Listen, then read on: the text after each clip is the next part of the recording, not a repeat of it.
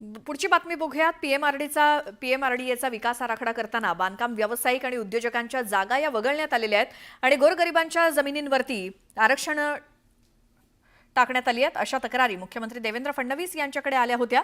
त्यामुळे मुख्यमंत्र्यांनी विकास आराखडा रद्द केल्याची माहिती उपमुख्यमंत्री आणि पालकमंत्री अजित पवार यांनी दिली। यावेळी त्यांनी पीएमआरडीएच्या कारभारावरती ताशेरे ओढले।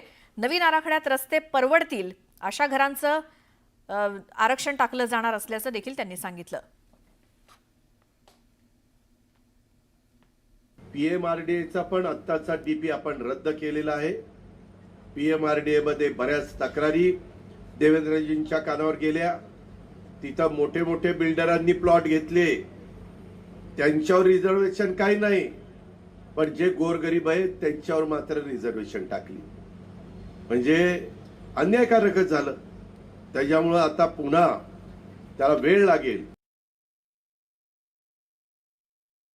हा आराखडा ऑफिसमध्ये बसून बिल्डर अथवा काही ठराविक धनदांडग्यांचा हित जोपासणारा आणि सर्वसामान्य लोकांच्या घरावरून व काही लोकांना भूमिहीन करणारा असा हा आराखडा तयार झालेला होता।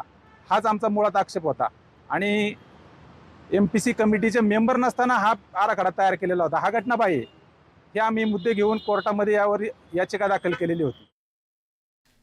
तर पहलगामवरच्या हल्ल्यावरनं राष्ट्रवादी शरदचंद्र पवार पक्षाचे प्रदेशाध्यक्ष जयंत पाटील यांनी संतप्त प्रतिक्रिया दिली। पाहूयात ते काय म्हणाले।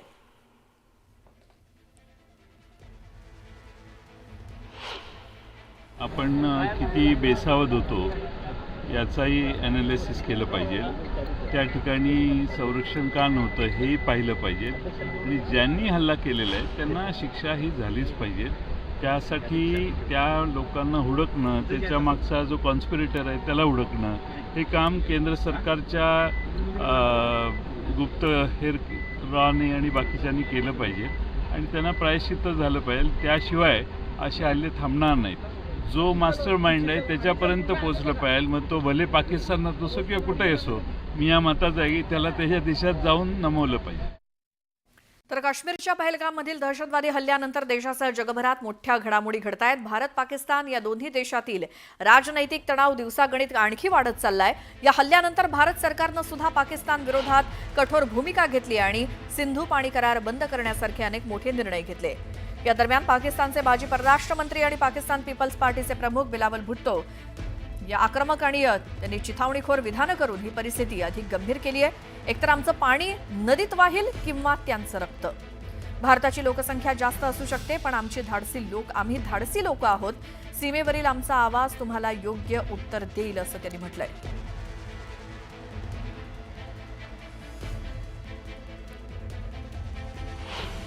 भारत को कहना चाहूंगा कि सिंधु हमारा है और सिंधु हमारा रहेगा। या इस दरिया से हमारा पानी बहेगा या उनका खून बहेगा। ऐसे नहीं हो सकता, ऐसे नहीं हो सकता कि एक दिन तू उठ जाए और ये फैसला करे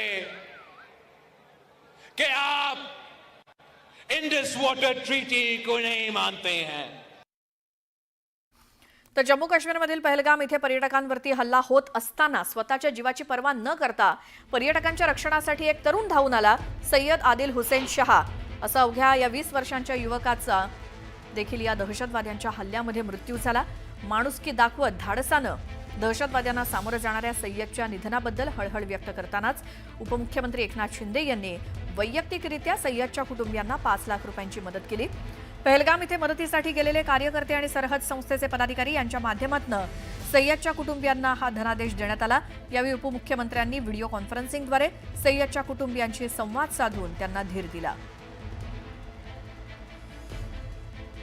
पर्यटकांवर तो गोळीबार करू नये पुन्हा म्हणून त्याने जीवाची बाजी लावली आणि त्याच्यामध्ये मागून दुसऱ्या एका आतंकवाद्याने अतिरेक्याने त्याला गोळ्या घातल्या आणि तो त्याच्यामध्ये शहीद झाला। त्याच्याशी त्याच्या परिवाराशी देखील मी आज फोनवर बोललो। आपले कार्यकर्ते तिथे गेले, त्याला देखील एक परिवाराला त्याच्या 5 लाख रुपयाची मदत केली आणि त्याचं जे मोडकळीस आलेलं घर देखील आपले कार्यकर्ते तिथं त्याला पुन्हा बांधून देतील. तर पहलगामवरच्या हल्ल्यावरनं राष्ट्रवादी शरदचंद्र पवार पक्षाचे प्रदेशाध्यक्ष जयंत पाटील यांनी संतप्त प्रतिक्रिया दिली. पाहूयात ते काय म्हणाले.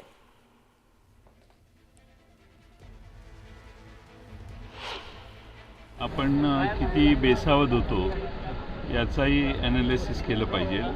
त्या ठिकाणी संरक्षण का नव्हतं हे पाहिलं पाहिजे आणि ज्यांनी हल्ला केलेला आहे त्यांना शिक्षा ही झालीच पाहिजे.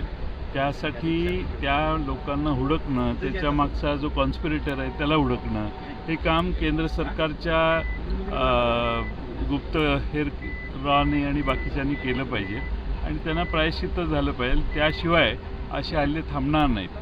जो मास्टर माइंड आहे त्याच्यापर्यंत पोचलं पाहिजे. मग तो भले पाकिस्तानात असो किंवा कुठेही असो, मी या मताचा आहे की त्याला त्याच्या देशात जाऊन नमवलं पाहिजे. यानंतर पहलगाम हल्ल्याबाबतची सर्वात मोठी एक्सक्लुझिव्ह माहिती न्यूज 18 लोकमतच्या हाती लागली. ती म्हणजे या हल्ल्याचा मास्टर माइंड आदिल हुसेन ठोकर असल्याचं समोर आलंय.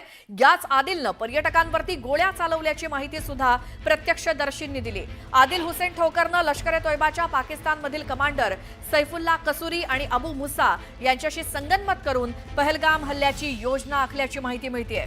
अनंतनागमध्ये राहणारा वली मोहम्मद ठोकरचा आदिल हा मुलगा आहे आणि 22 एप्रिलला पहलगाम जवळच्या बैसरन इथे झालेल्या हल्ल्यात 26 पर्यटकांचा जो काही मृत्यू झाला. या हल्ल्याचा मास्टर माइंड आदिल हा सध्या फरार आहे.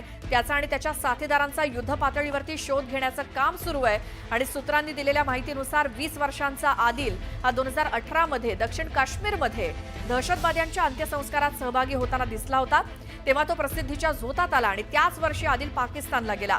त्यानंतर तो बंदी घालण्यात आलेल्या पाकिस्तानमधल्या दहशतवादी संघटना LET मध्ये सामील झाल्याची देखील माहिती समोर आली आहे आणि 2024च्या मध्यात आदिल पुन्हा राजौरी, पूंछ या भागामध्ये आणि या वर्षीच्या सुरुवातीला घुसखोरी करणाऱ्या दहशतवाद्यांसोबत दिसला होता. तर अधिकाऱ्यांनी दिलेल्या माहितीनुसार 2024 मध्ये आदिल हा नियंत्रण रेषेवरून भारतात परत घुसला आणि दोडा, किश्तवाड या भागामध्ये तो सक्रिय होता. आता याच आदिलच्या मुसक्या आवळण्याची तयारी तपास यंत्रणांनी केली आहे.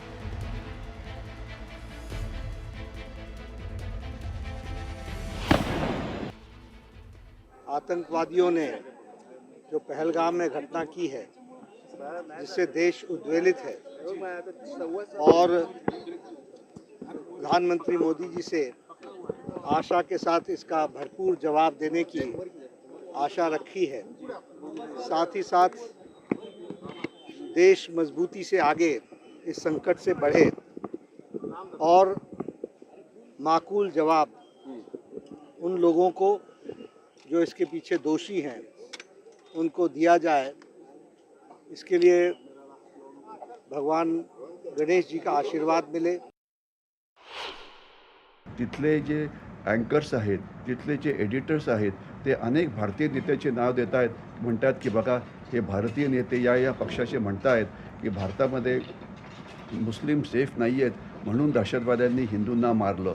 तर अशा प्रकारचं जे खोट्या नाट्या बातम्या पसरवतात, खोट्या आणि ज्यांची नावं पाकिस्तानी पेपरमध्ये आलेली आहेत, याच्यामध्ये काही राजकीय नेते आहेत, याच्यामध्ये काही ॲक्टिव्हिस्ट आहेत, याच्याशिवाय काही NGOज आहेत, यूट्यूबर्ससुद्धा काही अशा प्रकारचा दुष्प्रकार करत आहेत. त्यांच्याविरुद्धसुद्धा कारवाई करणं जरुरी आहे. दहशतवादी हल्ल्याच्या संबंधात बातम्या येत आहेत की ज्यांनी दहशतवादी हल्ल्यामध्ये मदत केली होती त्या तिघांची नावं पुढे आलेली आहेत आणि त्यांची घरं आता बर्बाद करण्यात आलेली आहेत. याच्याशिवाय अनेक जे त्यांचे समर्थक होते तिथे, ज्यांना ओव्हरग्राऊंड वर्कर्स किंवा OGW म्हटलं जातं, त्यांना पण अटक करण्यात आलेली आहे आणि नॅशनल इन्व्हेस्टिगेशन एजन्सी या सगळ्या प्रकरणाची चौकशी करत आहे. आणि मला खात्री आहे की येणाऱ्या काही दिवसामध्ये जे दहशतवादी या हल्ल्यामध्ये होते त्यांना मारण्यात येईल, कारण त्यांचे आयुष्य काश्मीरमध्ये फार तर 5 ते 6 महिने एवढंच असतं.